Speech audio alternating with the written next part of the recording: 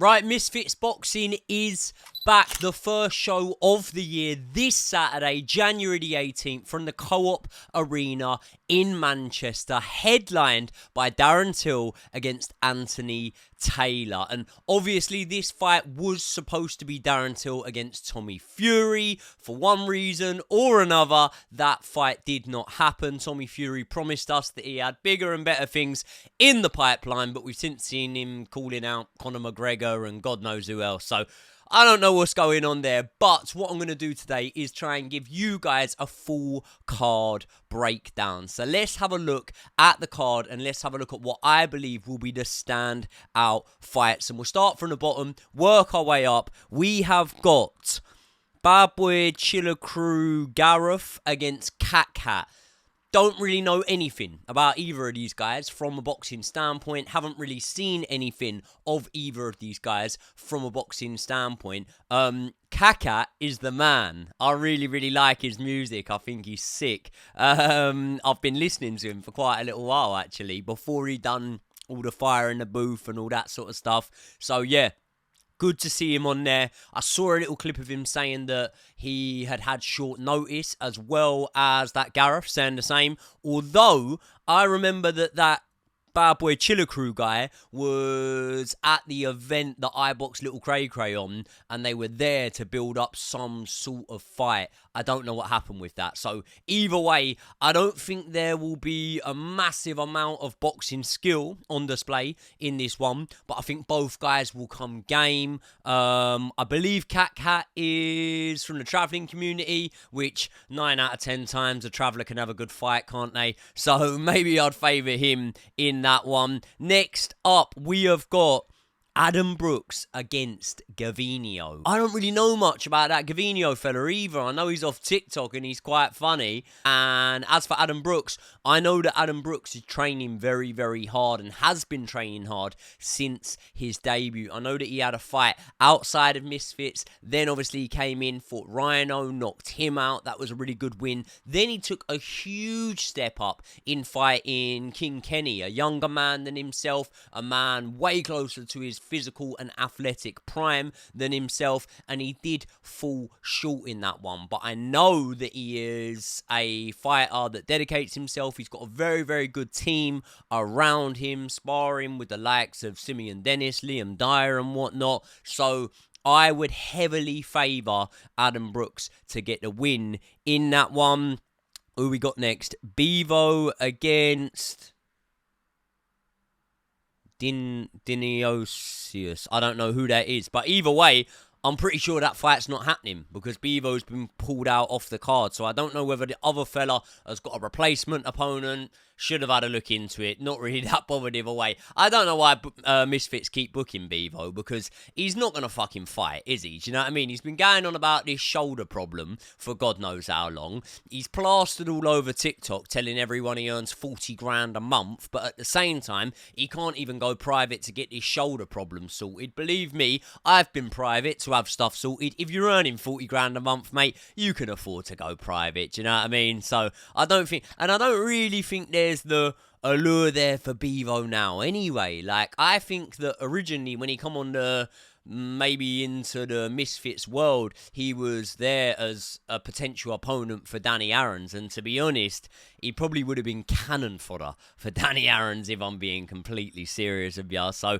either way, not too bothered. If he gets his shoulder back sorted, then yeah, it'd be good to see him on there and whatnot. And obviously he's an online personality, but I think that from a business point of view, Misfits should just cut ties with these guys that are just mucking them around constantly. Sami Hamid against Ziggy Johnson. Now, I know that this Ziggy fella is supposed to have a boxing background. I think he's a bit older.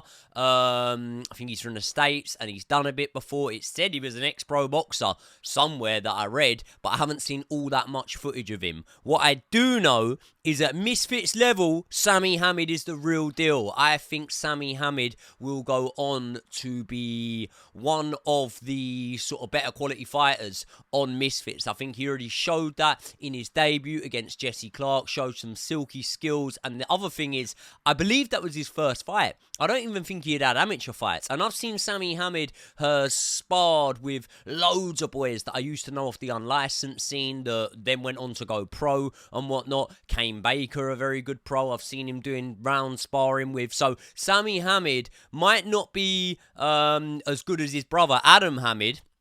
And clearly, both of them will never be as good as their dad, Prince Nazim, the absolute daddy. But at Misfits level, Sami Hamid will be a problem. I met him the other day out in Saudi. Top bloke. Really like Sami Hamid. So yeah, looking forward to that one. I'd pick him in that one. I'd like to know what weight that Sami Hamid will box at, because I'm a big lightweight, yeah? At 9 stone 9, I'm big, right? The only guys my size on Misfits are Yuddy, who's a little bit smaller than me, and the Argentinian King is shorter than me, but stocky and whatnot. And Dave Fogarty. Dave Fogarty is like my height, maybe an inch taller or something like that. Very slim. Sami Hamid, when I met him, he's got to have been 2 inches taller than me. Something like that, I reckon. So I don't know about him making 9 stone 9, and they don't have a 10 stone division on Misfits. The next one up would be welterweight, where obviously it'd have the likes of Ben Williams, Jarvis, people like that. So who knows where Sami Hamid will campaign at, or whether they'll just make catchweight fights for him and whatnot. But yeah, really entertaining fighter. I think it's a brilliant piece of business by Misfits Boxing to have Sami Hamid on the cards, because I think, much like his dad, you will get a lot of entertainment, a lot of showboating, and I think he's a very good fighter as well. We got Carla Jade is fighting. Who's she fighting?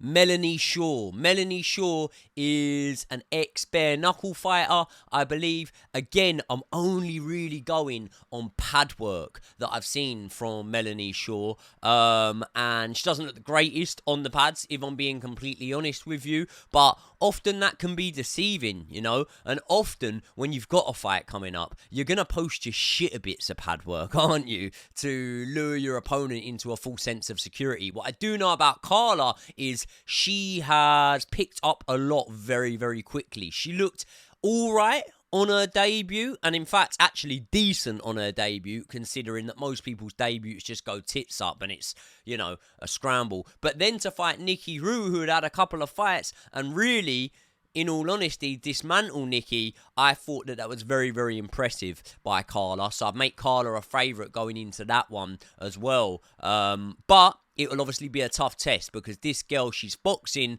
may well have way more experience than anyone she's boxed before competitively. I know she's probably sparred at a higher level. I think she's even sparred with like Hannah Rankin or someone like that. So that should be another good fight. Let's move on to Ty Mitchell against Tommy Hench. Now, this is a good fight. This is a good fight. How competitive the fight is, I'm not sure. Because for anyone that doesn't know about Tommy Hench, I've seen bits and pieces of him, mostly on TikTok. Again, it's a very heavily sort of TikTok influenced card, this one, right? And I've seen a lot of Tommy Hench on TikTok. Obviously, the most notable thing about him is that he dropped and beat, or got a standing count and beat Idris Virgo many moons ago. I think that was like almost a decade ago. He's been around for a long time, Tommy Hench. Obviously, he fought Tom Little, right? Which, for someone like Tommy Hench, who was fighting on like the Wicked and Bad shows and Sunday Smoke and all that, to take on a pro boxer in Tom Little, who had been in there with the likes of Daniel Dubois and Philip Hergovich and a sparring partner for Tyson Fury, is massively, massively impressive. I think they had a spar and a fight, or a couple of fights, I don't know. But either way, to be able to compete at that level means that you're good. But speaking of good, Ty Mitchell possibly could end up being the best fighter on Misfits, to be honest, because I know that he has been a sparring partner for the likes of Tyson Fury. He's been in and out many camps. His dad, Clifton Mitchell, is an absolute legend, by the way, one of my favourite people on Misfits, and I know that Ty Mitchell's very good. I think the reason he's gone down the Misfits route was something to do with, did he go to prison or something like that and wasn't able to get a professional license? I think that might be it, but either way, I'm very happy to see him able to box on a really good stage, and to be honest, probably earn just as much, if not more money than he would have earned in the pros anyway. So, good enough for me. Happy to see Ty Mitchell in there. I'd pick Ty Mitchell in that one, to be honest. I've seen bits and pieces of him. He knows what he's doing. He's pretty tasty. But to come in and on your debut fight Tommy Hench shows that not only are you game, but also you're up for the challenge, mate. Because Tommy Hench, if you've got anything lacking down there in the old guts department, Tommy Hench will expose that. Do I expect him to? No, I probably don't. Now, here is my favourite fight on the card, right? And it is Wade against the Messiah Warrior. Again, the Messiah Warrior, haven't seen any sparring footage of him. I've only seen him on the pads. Obviously, he's a gym guy. He's a big guy, bulky guy. He was initially supposed to fight HS, wasn't he? But for whatever reason, that fight with HS didn't happen. HS claimed it was the Messiah Warrior pulled out of it. I think the most commonly known thing is that HS was the one that pulled out of that one, I believe. But either way, now Wade, who has obviously had an altercation with HS, they were lined up to fight each other. That's not happening. Basically, the two that didn't fight HS are fighting each other. And when I first heard that Wade would be coming on to Misfits, right, I was shocked because I thought, oh my god, like I didn't even think that Wade was into boxing like that in terms of actually competing. I know he's never had a fight, but what I do know from spending some time with Wade out in LA is Wade's an athlete, man. Wade's a fit guy. I was speaking to him about his run times, his sprint, stuff like that. Obviously, I think he played college football, and either way, he's an athlete. And sometimes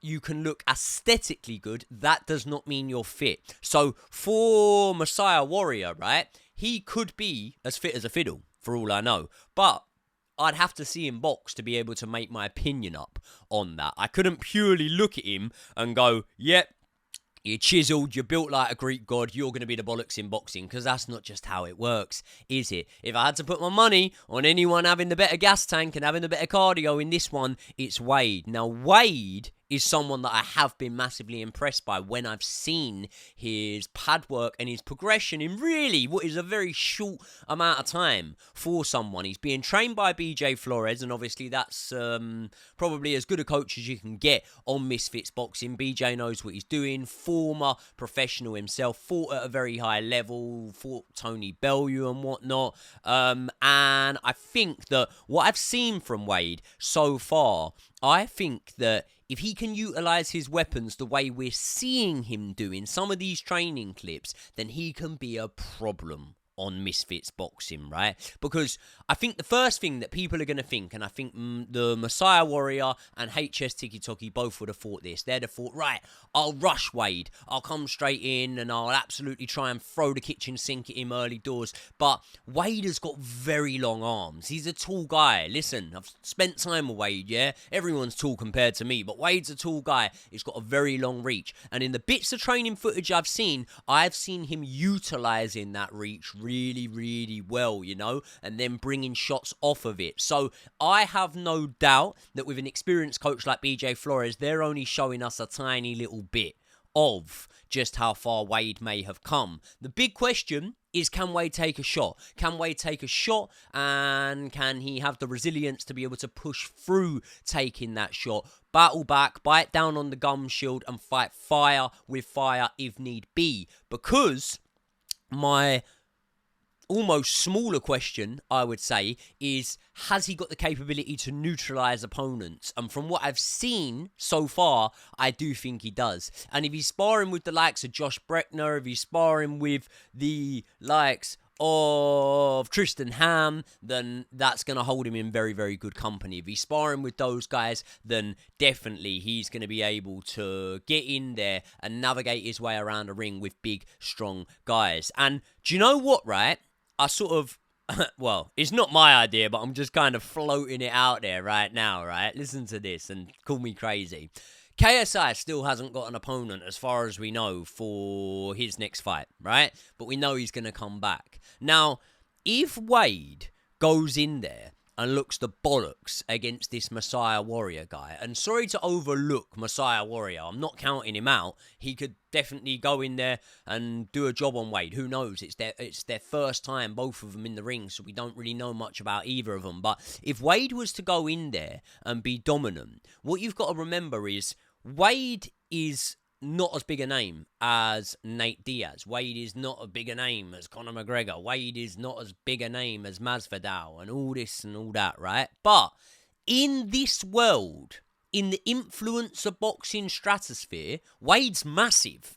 He's got the biggest influencer boxing channel, really. I know he covers other stuff boxing. It was the Mike Tyson fight, sort of his influencer boxing. But I know he covers other boxing, obviously. But in terms of covering Misfits, covering influencer boxing events, stuff like that, Wade's huge. So if Wade went in there and looked really good against Messiah Warrior, that could be KSI's next opponent. It honestly could. And I think that would sell more than people would think. I definitely do think it would. So either way, I'll be rooting for Wade in this one. He's a friend of mine. I am backing him to get the win. I think he'll be able to do it. And I think that if I had to put my money on it, very, very hard to make a prediction when you've never seen either guy box competitively. But I'd go Wade on points.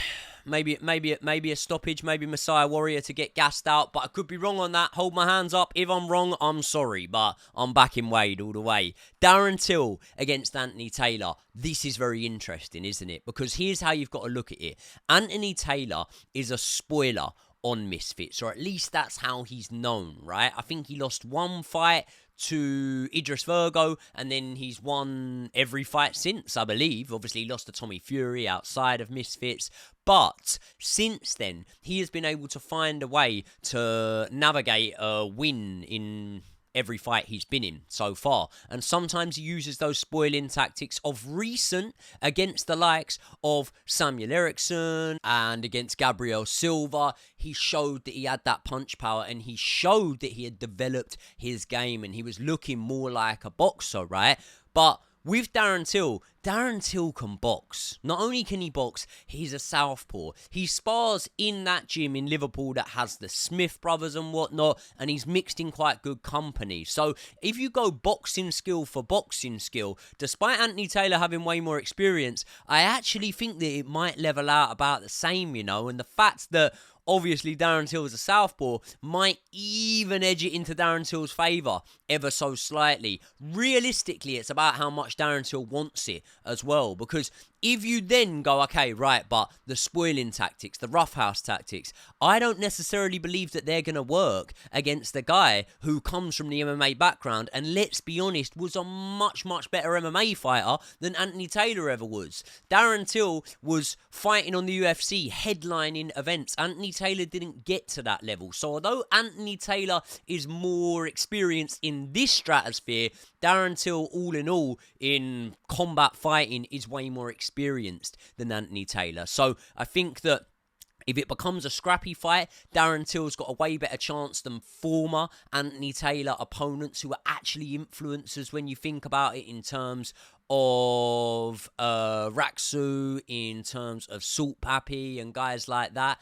I think he's got a better chance than them if it's a scrappy fight. If it becomes a boxing match, then who knows? Who knows? Because Anthony Taylor's done this a little bit longer in boxing. He's had, God, maybe 10 boxing fights or something like that, whereas this will be Darren Till's second, and the first one was against an absolute pudding. But what I do know is Darren Till sparred at a high level. Hard to back a winner in this one. Really hard to back a winner in this one. I'll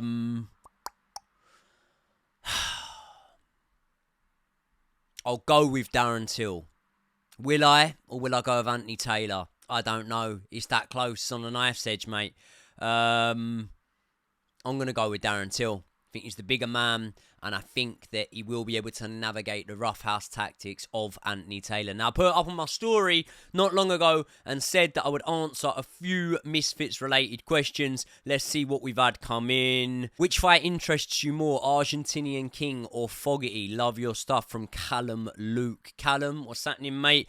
I would say that the Argentinian King fight interests me more because there's a genuine rivalry there. There's a beef there, and there's an element there of a story that hasn't been finished. You know, we built it up. We thought we were going to fight each other. Realistically, we should have been on the same side of that draw for that semi-final. If we had have done, at least I'd have got to the final and not gone out in the semis. But the Argentinian King fight is the one that interests me more out of the two of them, just because there's a bit of needle there. And I know what the Misfits fans like. They like a bit of beef, and that will definitely kick off in the press conference between me and the Argentinian King. However, I also rate Dave Fogarty as a fighter, and I would relish the opportunity to fight him. I see that he's back in the gym, so hopefully we can get that fight on next. I'm up for it in March if he's up for it in March. So there you go. Dave Fogarty, if you want it, let's get it done. Let's do it in March, man. Ford Cash has said, you plan on staying with Misfits or moving to pro after a solid career? No, I plan on staying with Misfits. I wouldn't go pro. I tried to go pro when I was younger. I got turned down by the British Boxing Board of Control for a license because I hadn't had amateur bouts, even though I said that I was able to show them footage online of me beating a kid that got to an ABA final or something like that. But because I hadn't had the amateur bouts, they turned me down for a license, and that was that. Either way, the world works in mysterious ways, doesn't it? Because I've ended up on Misfits, and I've ended up doing way better for myself than I would have done if I had have gone pro. Who from the Pain game would you like to see on Misfits? Well, the obvious one for me is Loza, Lawrence Alswecki. I'd love to see him on Misfits because you got the likes of like Idris Virgo, obviously now Ty Mitchell. You've got pro signings coming on to Misfits around that weight, and I would love to see Loza up against some of these guys. How willing an Idris Virgo or someone like that would be to fight Lawrence Alswecki, I don't know about that, but I'd love to see him. If it wasn't for him though, Trav's had 2 unlicensed fights, and I'm pretty sure he's undefeated. I think he won both of them. So yeah, Travis, I'd like to see on Misfits as well. If you were offered a tag team match, which person from the Pain game would it be with? Oh, I mean, most of you want me to say me and Brian, but the heavyweight division on Misfits isn't really that stacked, is it? I think Brian would smash most of them, to be honest, but I would go with me and Loza. Because I think, listen, I'm not comparing myself to Lawrence Alswecki's level, but I'm saying we could get something a bit more even, do you know what I mean? But either way, it probably wouldn't work because you need to be the same sort of weights for a tag team match anyway, and I'm tiny compared to the boys on the Pain game. I'm 5'6", something like that, 5'7" at a push if I've got a big set of platforms on, and they're all like 6'4" minimum. So yeah, who do you have winning between Fox the G and Walid, and would I want the winner? If Walid wins, then yes, 100% I'd want the winner. If Fox wins, then I'm not saying I wouldn't want Fox, but I wouldn't actively want Fox. I really like Fox the G. Fox the G is cool, man.